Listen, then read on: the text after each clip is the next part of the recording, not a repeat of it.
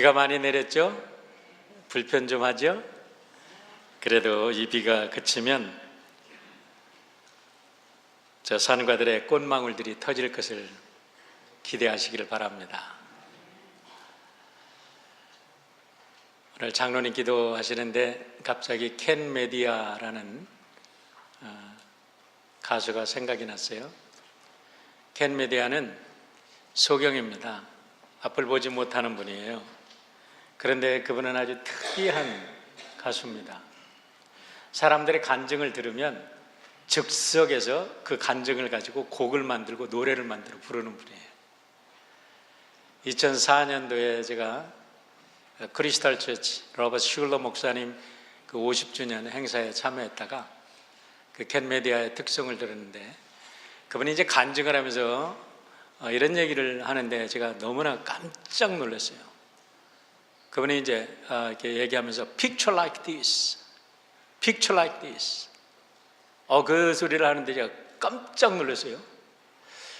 태어나면서부터 소경인 사람이 무슨 그림을 그리라고 할까? 그 사람의 마음속에 어떤 그림이 그려지고 있는 것일까? 태어나서부터 이 세상을 한 번도 보지 못한 사람이 그림을 그려보래요.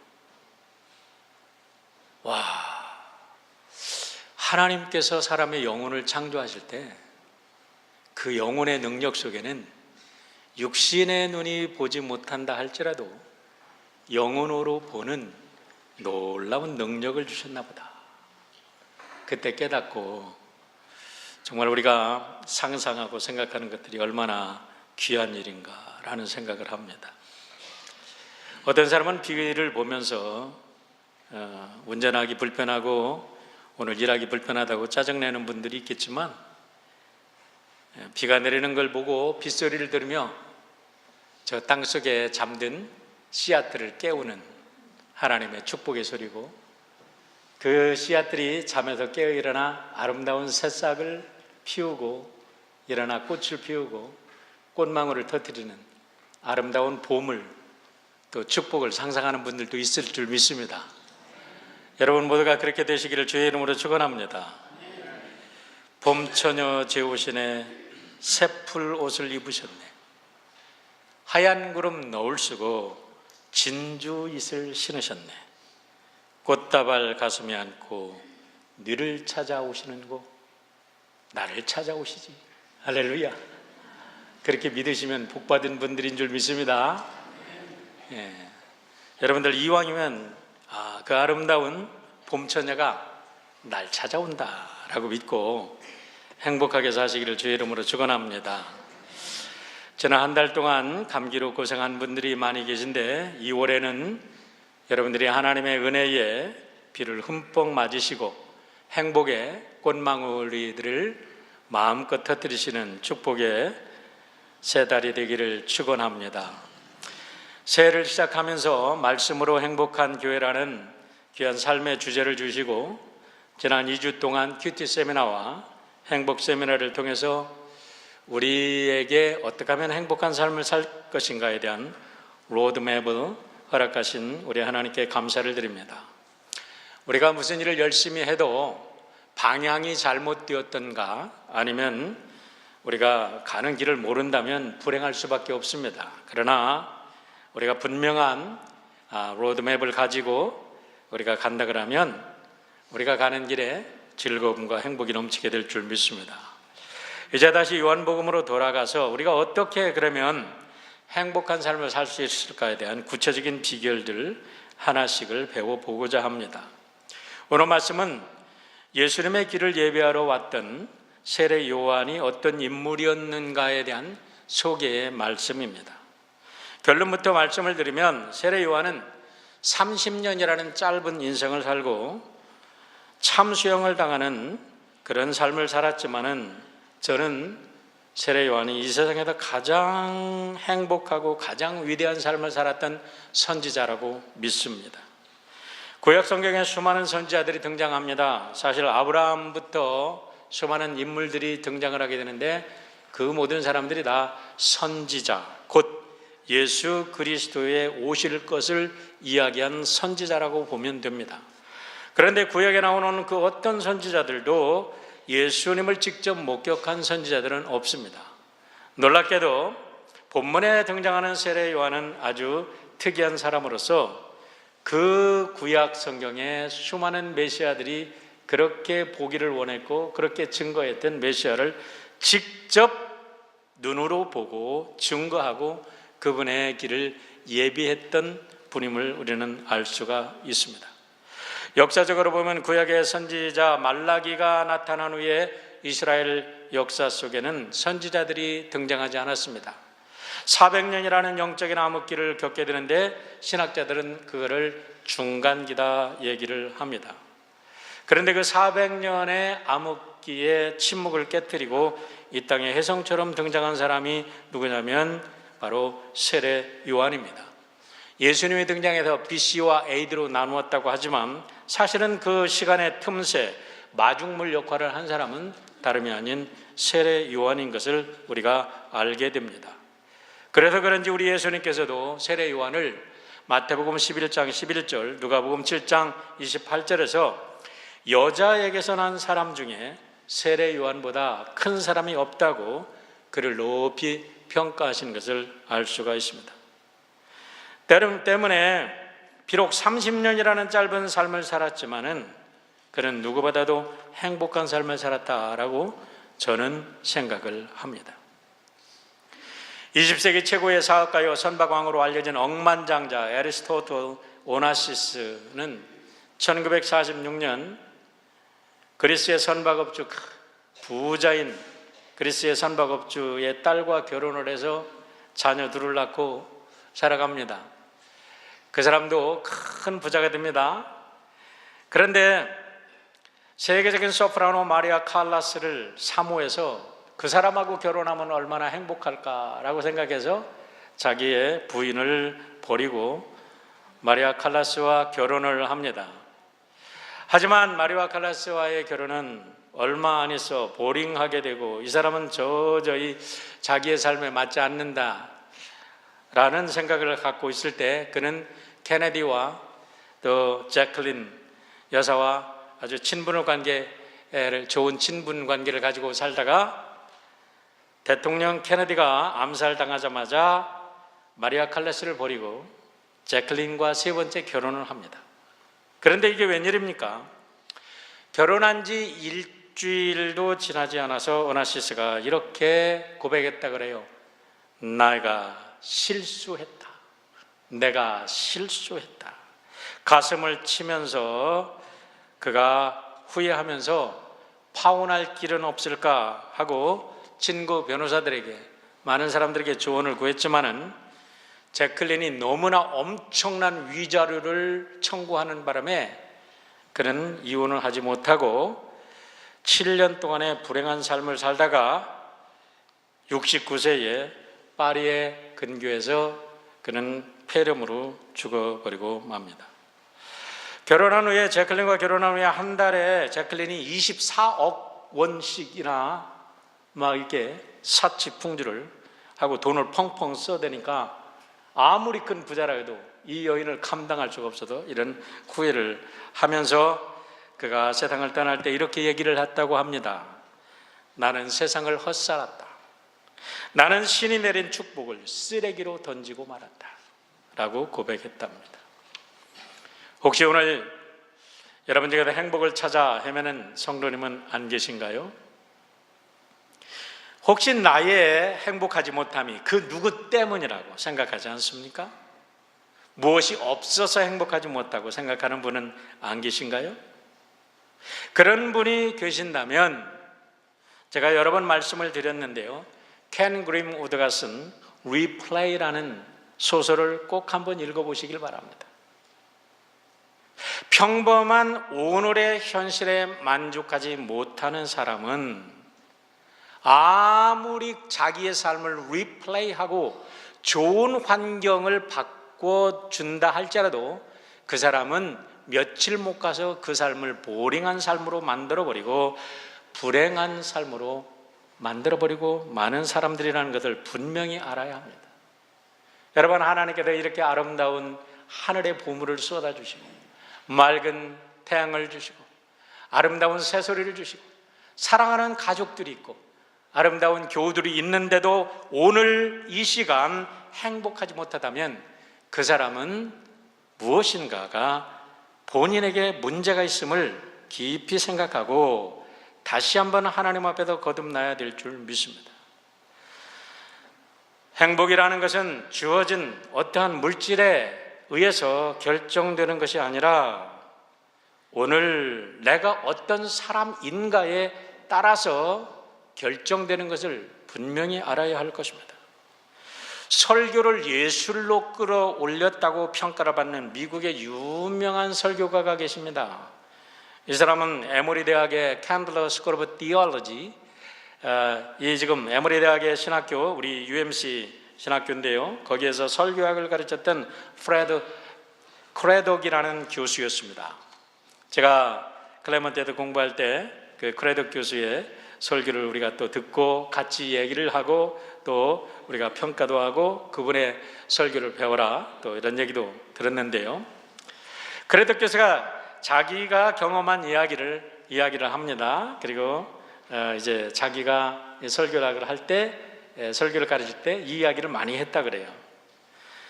자기 아내와 함께 테네시주 캐들린 버그에 휴가를 떠났었을 때, 휴가를 즐기고 있을 때 이제 하루 저녁 레스토랑에 갔더랍니다. 그래서 레스토랑에 가서 아내와 식사를 하는데 어떤 아주 점잖은 노년의 신사가 들어와서 그 식당 여기저기를 돌아다니면서 사람들하고 인사를 하더래요. 아주 기품 있게 생긴 노인입니다. 그런데 자기 자리에 찾아와서 누구냐고 처음 뵙는다고 인사를 해서 나는 지금 여행을 온 사람인데 이러이러한 사람입니다. 그러면서 서로 이제 통성명 주고받고 이야기를 하는데 자기가 설교자라는 것을 알고 그분이 이야기를 걸더랍니다. 아, 그렇습니까? 제가 어렸을 때 제 삶을 바꿔준 훌륭한 설교자에 대해서 한번 이야기를 해드리고 싶습니다. 그런 얘기를 하는 거예요. 한 소년이 있었는데 그 소년은 자기 아버지가 누군지를 몰라요. 사생아로 태어났습니다. 그렇기 때문에 어려서부터 늘 아이들한테 왕따를 당하고 조롱을 당하고 어디를 가서도 아버지 없는 녀석이라고 아이들이 따돌림을 당합니다. 사람들이 너희 아버지가 누구냐고 하면 말을 못하고 그런 부끄러운 아이, 열등감 속에서 그렇게 자라던 아이였답니다. 그런데 그 아이가 어느 날 자기 동네에 교회에 훌륭한 목사님이 왔는데 목사님 설교를 너무 목사님께서 설교를 은혜롭게 한다는 이야기를 들었어요. 아, 이 꼬마가 목사님이 설교가 너무 좋다는 얘기를 듣고 교회를 찾아갑니다. 가서 예배를 드리는데 정말 어린이지만 그 목사님 설교 때문에 감동이 됐어요. 그래서 이제 매일 주일날 교회를 찾아가는데 혹시나 목사님이나 다른 사람한테 또 들켜서 내 아버지가 누구냐, 너는 누구냐고 물을까봐 얘가 설교를 시작하면 들어가고 설교 끝나고 이제 축도하기 전에는 얼른 교회를 도망치듯 나오고 매일 그 일을 반복하다가 하루는 말씀이 너무나 감동이 받아가지고 이 아이가 머물러 있었다는 거예요. 자기도 모르게 뛰쳐나가는 것을 잃어버리고 사람들 뒤에 이제 끼어서 나오게 된 겁니다. 고개를 쿡 숙이고 사람 밑에서 몰래 나오는데 아니나 다를까 큰 손이 자기 어깨를 탁 짚더니 What's your name? Whose son are you? 너 누구 자식이냐? 네 아버지가 누구냐? 내 이름이 뭐냐? 라고 묻는 거예요. 이 아이가 너무나 당황해서 새파랗게 이제 질렸는데 그때 갑자기 이제 목사님이 아주 센스가 있었던 것 같아요. I know who you are. 내 너 잘 알지. 내 가족들 잘 알아. I know who your family is. 그러면서 You are the son. You are the son. You are the son of God. You are the son of God. 그 열등감과 그 아픔과 고통 속에서 늘 사람을 피하던 아이가 이 소리를 듣고 나서요 너무너무나 감동이 된 거예요. 그래서 오늘 바로 내가 되었습니다 하고 자기 얘기를 한 거예요, 이 사람이. 그러고서 나가더래요. 그래도 웨이트레스가 왔습니다. 그래도 크레딧 교수가 물었대요. 저 사람이 누구십니까? 그랬더니 당신 그분도 모르세요? 그분은 테네시주 주지사를 2번이 지낸 벤 후퍼십니다 라는 거예요. 여러분, 우리를 진실로 행복하게 하는 것은 우리가 누구의 자식, 어떤 물질의 소유 그런 것이 아니라 하나님 앞에서 진정한 나를 발견하는 속에서 우리의 행복이 오는 것을 믿으시기를 축원합니다. 오늘 본문의 내용을 보면 예루살렘에서 파견된 제사장들과 레위인들이 요단강에서 세례를 베풀고 있는 요한에게 찾아와서 너는 도대체 누구냐? 라는 질문을 5번이나 연거푸어서 묻습니다. 그러한 때에 요한이 이렇게 대답합니다. 나는 이런 사람입니다 라고 말합니다. 여러분, 우리 지난 둘째 주에 우리 유기한 목사님을 통해서 우리가 큐티에 대한 세미나를 들었습니다. 그리고 여러분들이 이제 귀한 말씀을 가지고 저널링하고 큐티를 지금 하고 계신 줄 믿습니다. 그런데 말씀을 읽을 때에 이렇게 계속해서 너는 누구냐? 너는 도대체 누구냐? 너는 도대체 너에 대해서 뭐라고 말을 하느냐? 내가 너도 모르면서 왜 이 짓을 하느냐? 도대체 내 놈은 누구냐? 하고 계속해서 질문하는 질문들이 올 때는 이 질문이 세례 요한을 향한 질문이 아니라 바로 나 자신을 향한 질문임을 알아야 될 것입니다. 과연 나는 누구냐? 라는 거죠. 여러분, 이때 배경을 보면 세례 요한의 인기는 절정에 달했던 시점인 것을 알게 됩니다. 앞에도 말씀드렸듯이 구약 성경에 나타난 이스라엘의 역사를 보면 아브라함부터 말라기 시대까지 이스라엘 역사는요, 아무리 힘들고 어려워도 언제나 선지자들이 나타났습니다. 그런데 말라기 이후에는 이상하게 선지자들이 한 사람도 나타나지 않은 채 400년이라는 긴 영적인 암흑기를 겪게 됩니다. 이때 이스라엘은 주변 강국으로부터 식민자화되고 주권은 빼앗기고 백성들은 외세에 의해서 고통당할 뿐만 아니라 자기들의 종교 지도자들로 인해서도 고통을 당하는 2중 3중의 고통을 겪으면서 지나는 그런 영적인 암흑기를 지나고 있었는데, 이때에 정말 광야에서 혜성처럼 그 이스라엘을 구원할 메시아와 같은 사람이 등장한 거예요. 그 사람이 바로 누구냐면 세례 요한입니다. 그의 메시지를 듣는 사람마다 너무나도 마음속에 용기가 생기고 새로운 희망이 부풀어 올라오고, 정말 이와 같은 구름이 지나고 비가 지나면 새로운 봄이 오는 그와 같은 꿈을 꾸게 되는 거지요. 그의 모습을 마태복음 3장, 마가복음 6장 1장 6절에서 이렇게 표현합니다. 이 요한은 낙타토롯을 입고 허리에 가죽띠를 띠고 음식은 메뚜기와 석정을 먹었더라 라고 말합니다. 그런데 우리는 이 요한의 모습 속에서 광야에서 양을 치던 모세의 모습을 발견합니다. 모세와 세례 요한, 여호사와 예수님 두 사람을 비교해 보면 이 두 이야기가 서로 대비되고 있음을 볼 수가 있습니다. 구약에 모세가 있었다면 신약에는 세례 요한이 있었고, 구약의 여호수아라는 이름이 자슈아라는 예수아라는 이름이고, 이것이 자슈아, 이게 바로 예수라는 이름이에요. 그가 땅을, 새로운 가나안을 들어가게 만들었으면 우리 신약에는 예수 그리스도께서 하나님의 킹덤을 소개해 주셨어요. 그렇기 때문에 이 두 사람이 비교가 되는 거죠. 모세는 400년의 종살이를 하던 이스라엘 백성들을 애굽으로부터 자유케 한 인물이고, 세례 요한은 400년 동안 영적인 어둠 속에 헤매던 사람들에게 하나님의 왕국의 도래를 선포한 사람들입니다. 두 사람 다 광야에서 자랐고 광야의 사람들이었던 것을 우리는 알게 됩니다. 오늘 제사장들과 레위인들이 이제 세례 요한에게 찾아와서 묻습니다. 19절에 이렇게 말합니다. 내가 누구냐라고 묻습니다. 이때에 요한이 증거하여 얘기를 합니다. 자기가 증거를 했다는 겁니다. 그러면서 나는 그리스도가 아니다 라고 말합니다. 요한의 증언이라는 말이 여러분 우리가 주목해야 될 말입니다.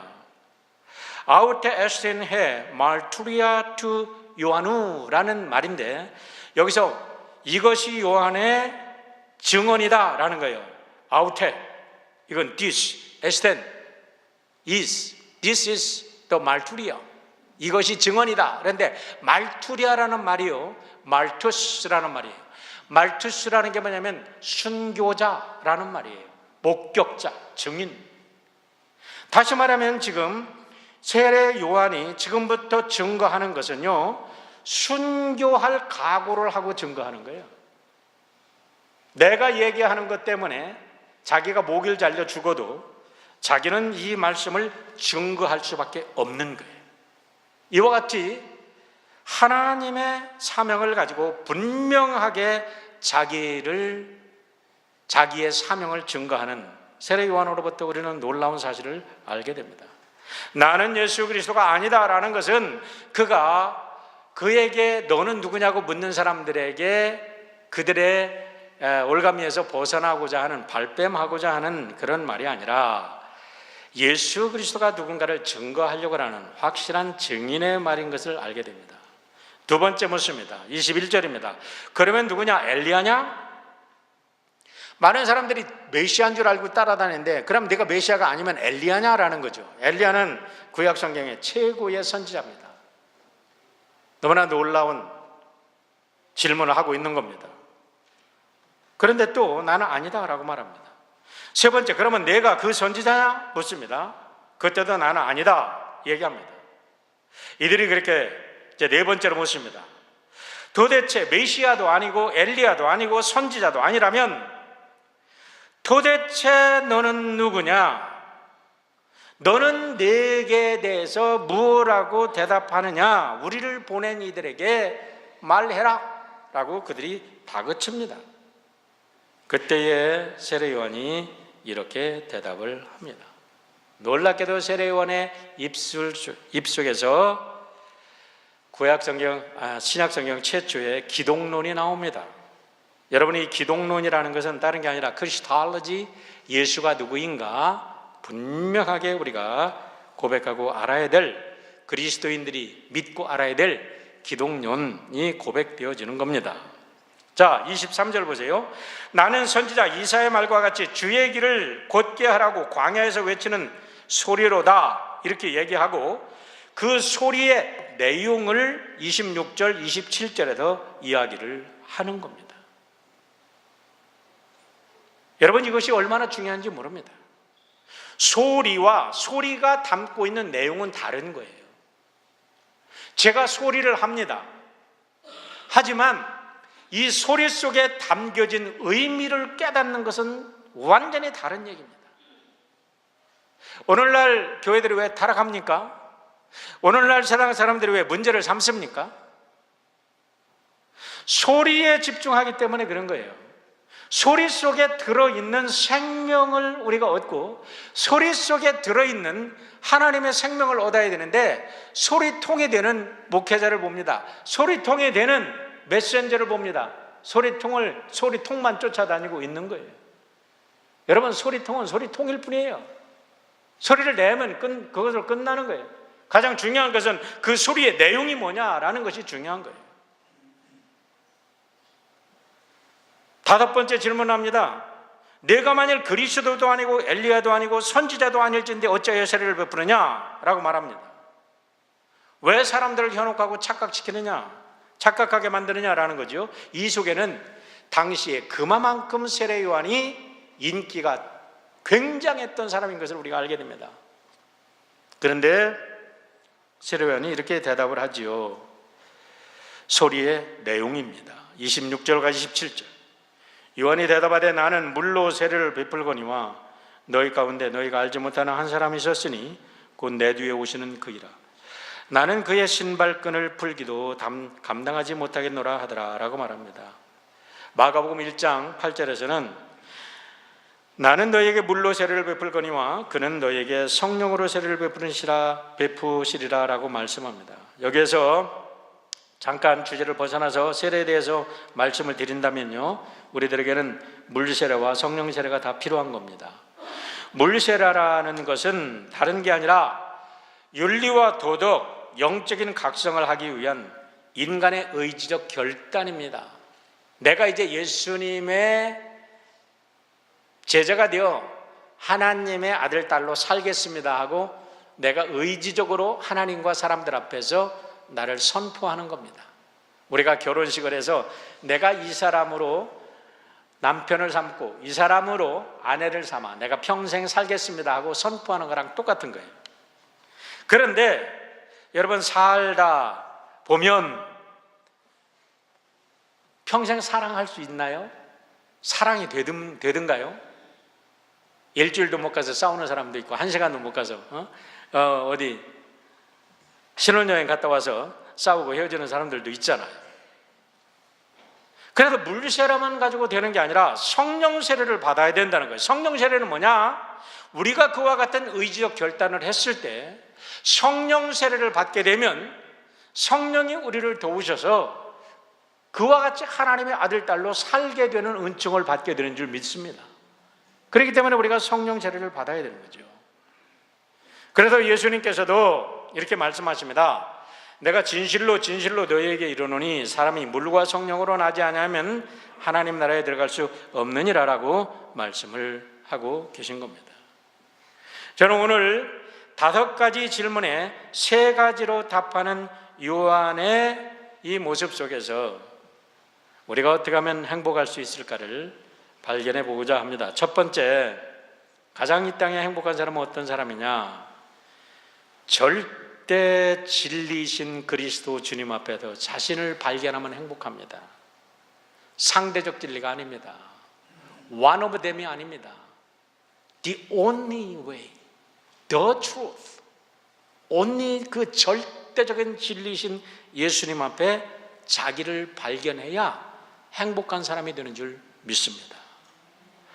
제임스 랍슨이라는 분이 USC에서 심리학 박사를 하시고 또 목회자가 되셔서 지금은 미국 전역에 그리고 세계적으로 가정사역을 하시는 분이에요. 그래도 우리가 미국 방송을 들으면은 Focus on the Family라고 그분이 상담하는 경우를 우리가 흔히 듣습니다. 그런데 여러분한테 이미 여러 번 말씀을 드렸는데요, 저는 그분이 들은 예와 한 가지를 마음속에 항상 정말 성경의 진리처럼 생각하고 있어요. 뭐냐면 우리가 오리지널 달러 지폐를 알지 못하면 억만장의 위조 지폐를 갖다가 연구한다 할지라도 위조 지폐를 발견할 수 없다는 거예요.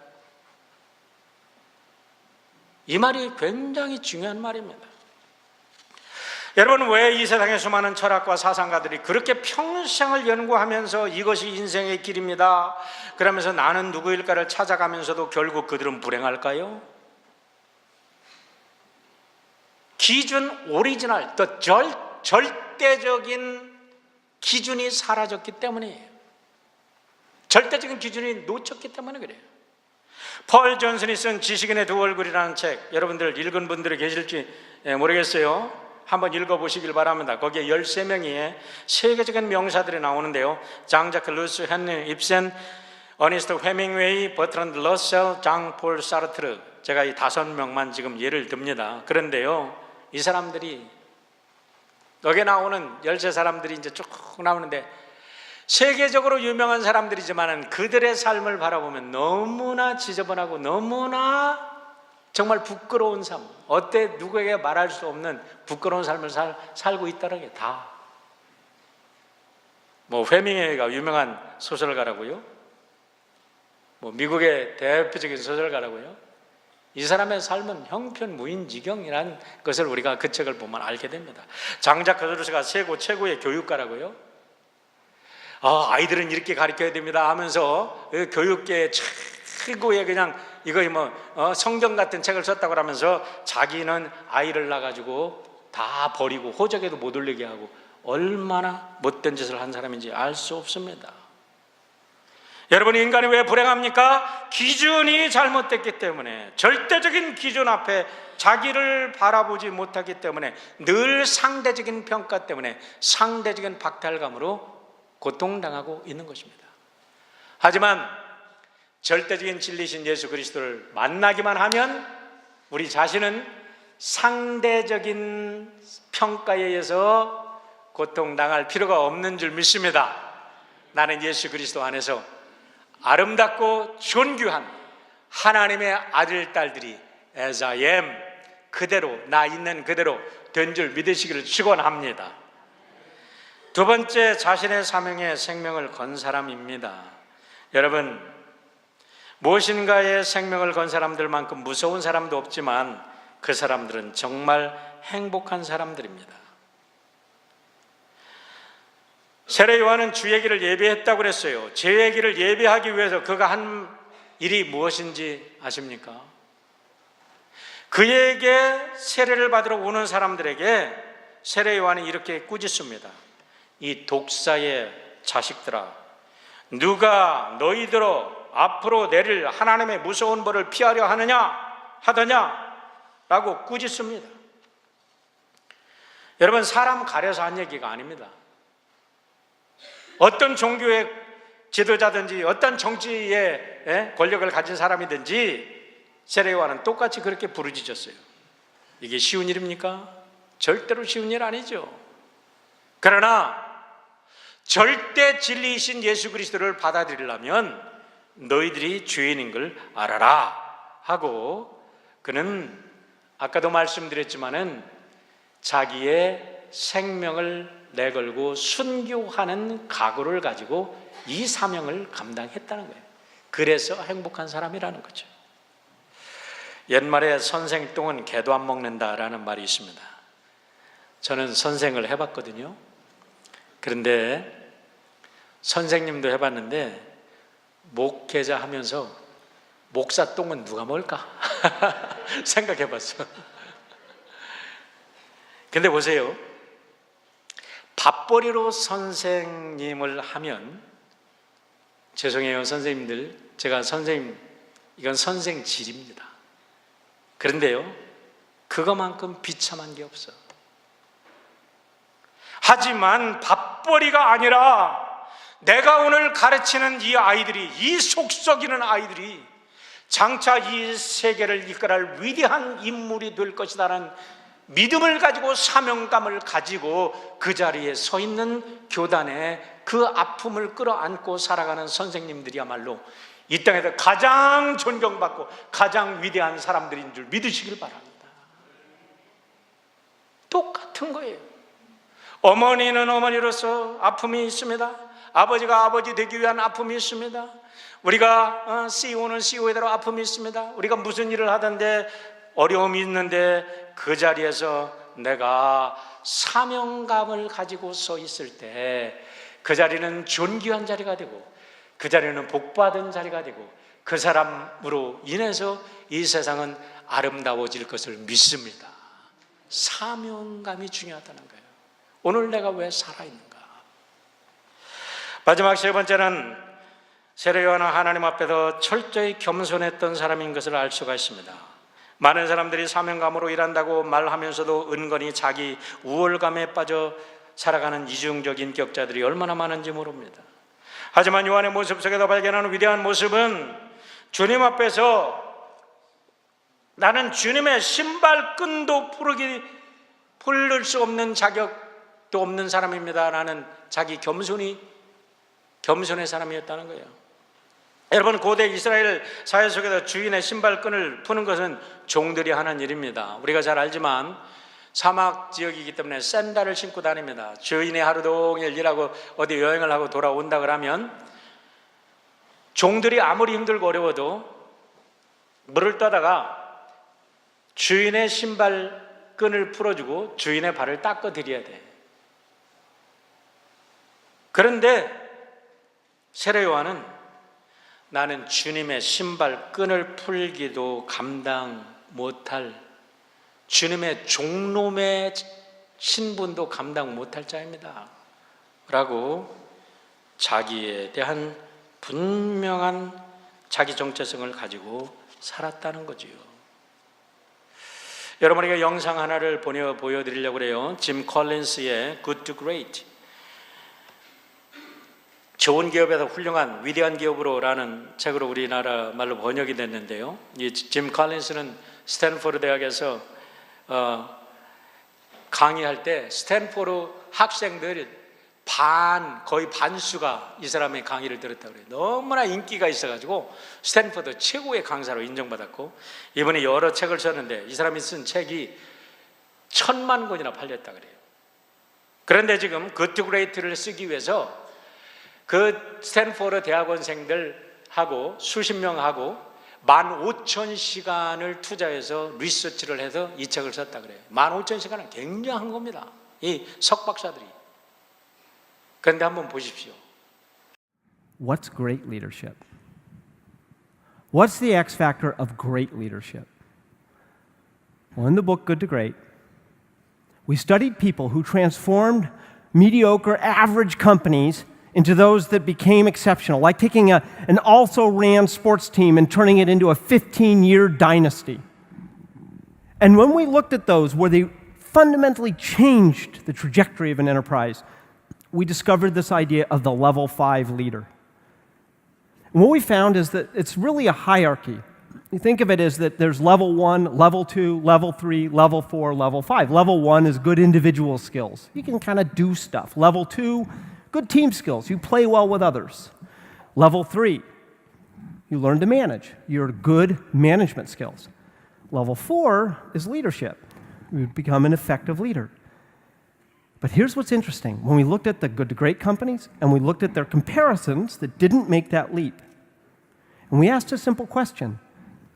Did the good to greats have leadership and the others did not? No, we actually found that both the good to greats and the comparison had leaders.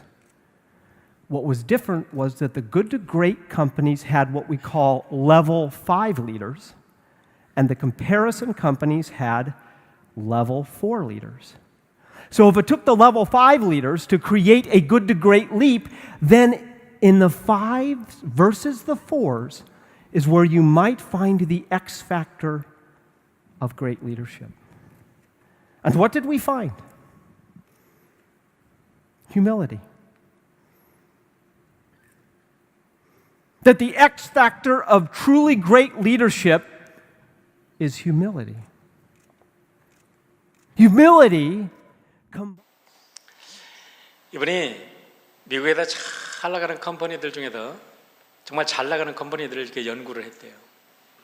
그런데 어떤 컴퍼니는 잘 나가다도 15년을 넘기지는 못해. 그리고 그냥 사라져. 그런데 15년을 넘어가면서 더 많은 베네핏, 3배, 4배의 베네핏을 남기면서도 잘 나가는 정말 그레이트한 컴퍼니들이 있다는 거예요. 그런데 그런 컴퍼니들은 모두 다 한결같이 great 리더들이 있다는 거예요. great 리더들. 그래서 이 사람이 리더십의 5가지 레벨을 이야기를 합니다.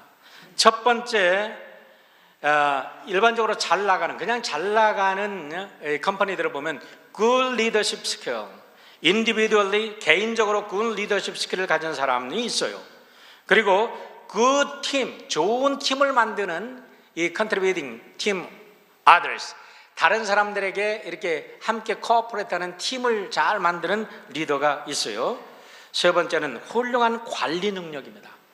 이 크라이시스가 올 때 이 크라이시스 매니지먼트 이런 거를 잘하는 관리 능력이 뛰어난 이런 리더가 있는데, 네 번째는 훌륭하고 영향력 있는 리더십이 있다는 거예요. effective leadership. 굉장히 그 사람이 어떤 영향력이 있어가지고 말을 하면 잘 따르고 모든 게 잘 돼. 그런데 5번째 리더십, 최고의 리더십.